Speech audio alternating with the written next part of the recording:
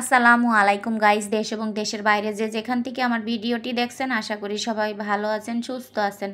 পরিবার নিয়ে আলহামদুলিল্লাহ আমিও বেশ ভালো আছি।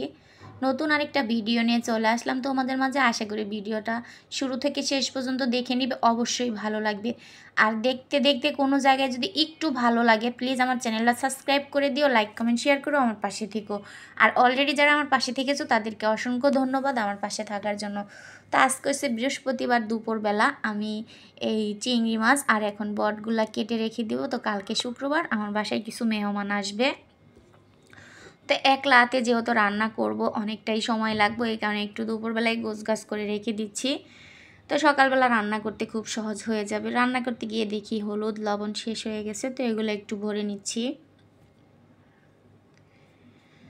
তারপরে রান্নাঘরে এসে দেখি আবার তোমাদের ভাইয়া কিছু চিংড়ি মাছ নিয়ে এসেছে। কালকে কিছুটা চিংড়ি মাছের শর্ট ছিল, তো এগুলো এখন নিয়ে আসলো। তো উনি বলতেছে দাও আমি কেটে দেই, তোমার তাড়াতাড়ি হয়ে যাবে। তো উনি নিজেই কাইটা দিতে আসছে মাছগুলো, তো কেটে দিয়ে আবার বাজারে চলে যাবে। তারপরে যে আমার কাটা বাছা হয়ে গেছে, এখন আমি এক এক করে রান্নাটা শুরু করে দিব। তা আমি আজকে রান্না করব গরুর মাংসগুলো কালা বোনা। এখানে 3 কেজি মাংস আছে, তো পারফেক্ট হবে রান্নাটা।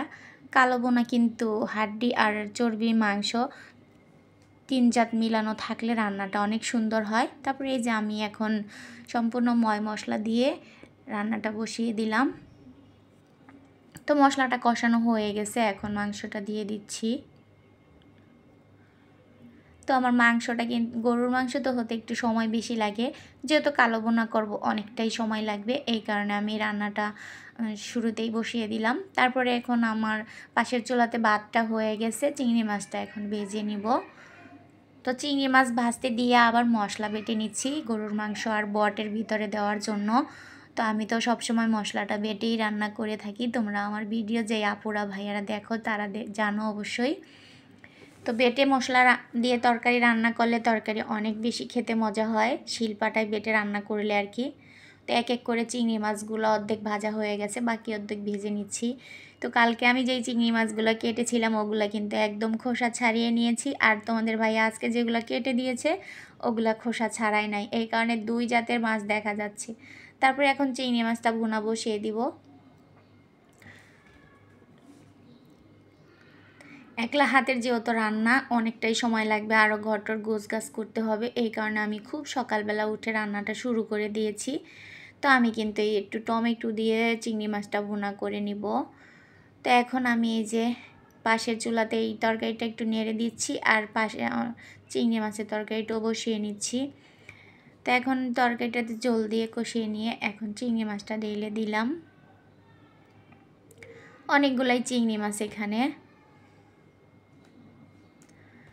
তারপর আমার রান্নাটা হয়ে গেছে, এখন ধনিয়া পাতা দিয়ে নামিয়ে নিলাম।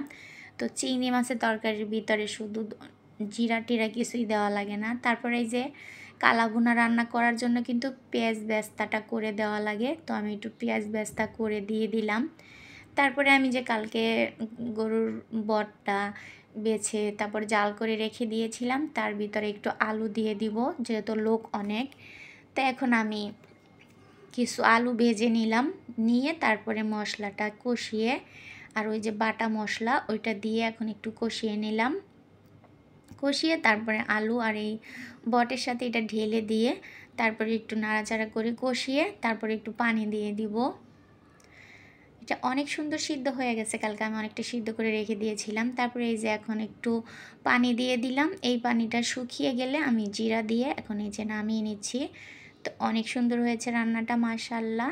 তারপর ফাইনালি আমার চিংড়ি মাছ বট রান্না হয়ে গেছে, কালা বোনাটাও পড়াই হয়ে গেছে। তো কালা বোনা কিন্তু রসুন আর সরিষার তেল দিয়ে শুকনা মরিচ দিয়ে লাস্টে নামানোর আগে বাগার দিতে হয়, তাই যে আমি বাগারটা দিয়ে দিলাম।